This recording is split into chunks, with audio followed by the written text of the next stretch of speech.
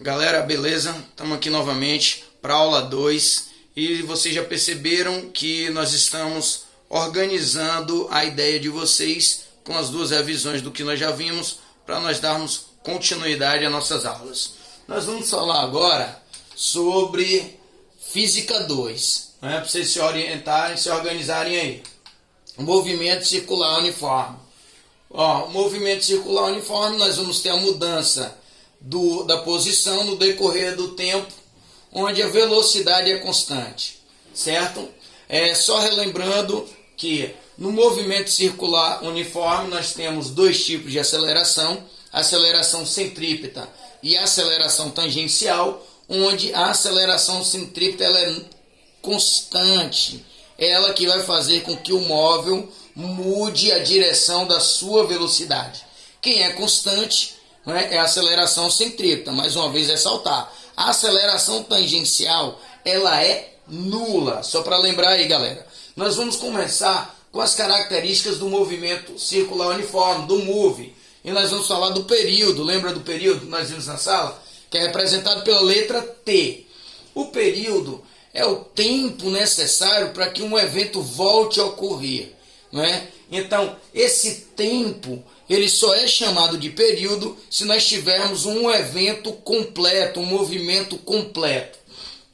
No caso de movimento circular uniforme, uma volta completa. O tempo ou período ele vai ser medido em segundos, minutos e horas, tendo no SI, no Sistema Internacional de Medida, o segundo. A outra característica aí, a variável, é a frequência. A frequência é o número de eventos, o número de repetição dentro de um espaço de tempo. Quando nós temos um único evento, esse tempo nós vamos chamar de período. A frequência ela vai ser medida em RPM, RPS ou Hertz, que é o Hertz, é os ciclos, quantas vezes ocorre por segundo, que é o SI, certo?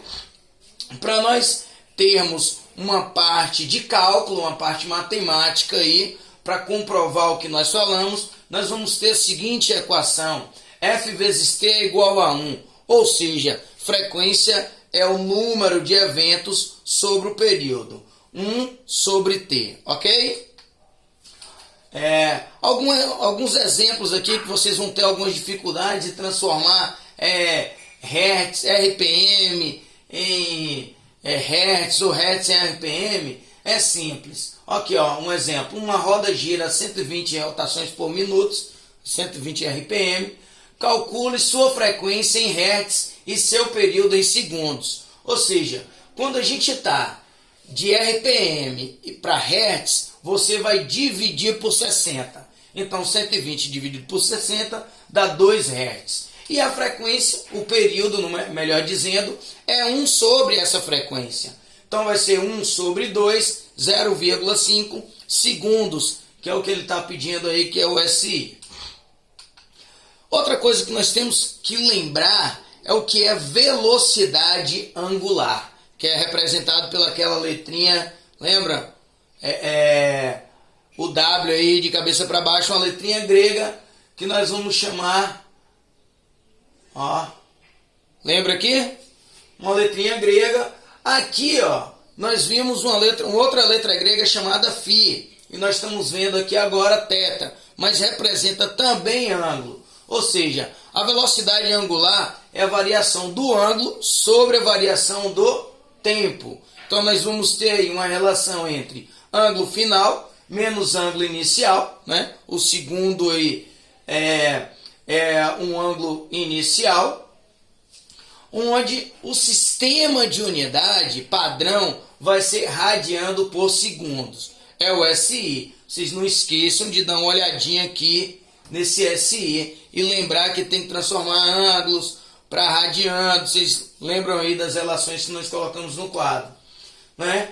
E essa variação do ângulo significa em uma volta completa, ou seja, 2π. Transformando essas duas equações em movimento circular uniforme, nós temos uma volta completa, são 360 graus. 360 graus corresponde a 2π. E como ele está dando uma volta, essa variação do tempo é o período. Nós temos essa relaçãozinha aqui que vocês estão podendo ver.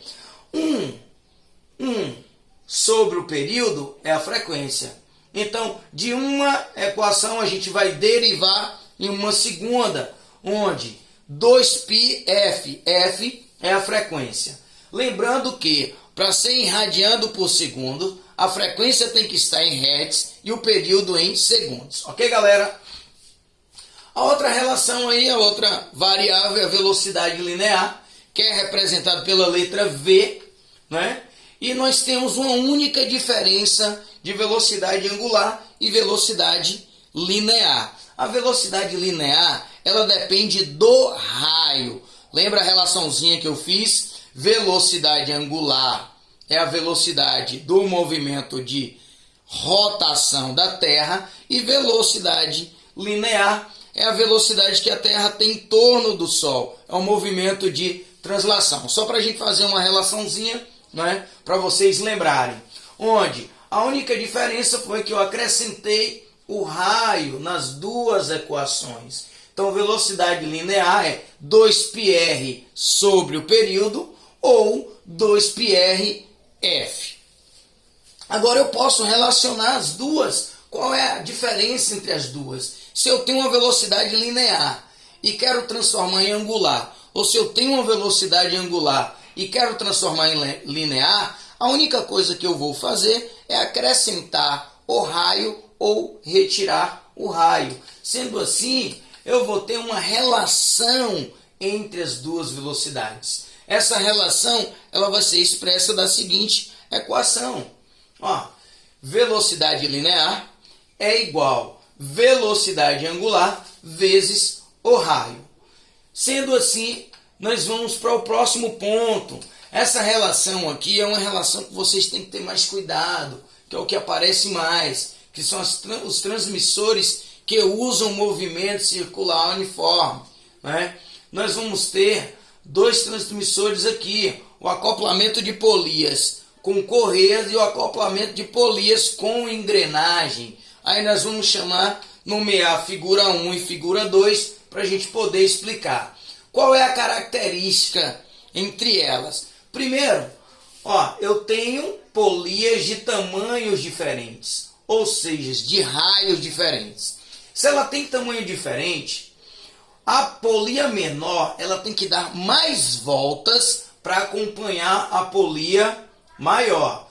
E a velocidade que ela tem para dar uma volta sobre o seu eixo é chamado de velocidade angular. Então, as velocidades angulares são diferentes. Porém, as velocidades lineares, elas são iguais. Ou seja, essa quantidade de voltas que a menor polia tem que dar a mais é para compensar o tamanho dela, o raio, porque eles têm que ter a mesma velocidade linear. Sendo assim, nós vamos definir essa relação entre duas velocidades. A velocidade da polia maior e a velocidade da polia menor. Só que angular elas são diferentes, mas lineares elas são iguais. Então essas duas relaçõezinhas aqui vai depender do que a questão estiver pedindo. Se a questão estiver pedindo o período, né, nós vamos utilizar essa equação. Se a questão estiver pedindo a frequência, nós vamos utilizar a segunda equação. Ou, se ela estiver relacionando velocidade angular e raio, uma terceira equação. Ok, galera? Então, fica aí a explicação para essa relação de transferência de movimento. E o último assunto é de aceleração centrípeta. A aceleração centrípeta é aquela aceleração que vai mudar a direção da velocidade. A aceleração centrípeta ela é dada pela velocidade linear ao quadrado sobre o raio, onde nós podemos derivar essa equação em 3 outras equações. Eu trouxe aqui só mais uma para vocês, que é que relaciona a velocidade angular e o raio, ok? As outras estão no caderno de vocês e aí a gente vai estar trabalhando com maior clareza.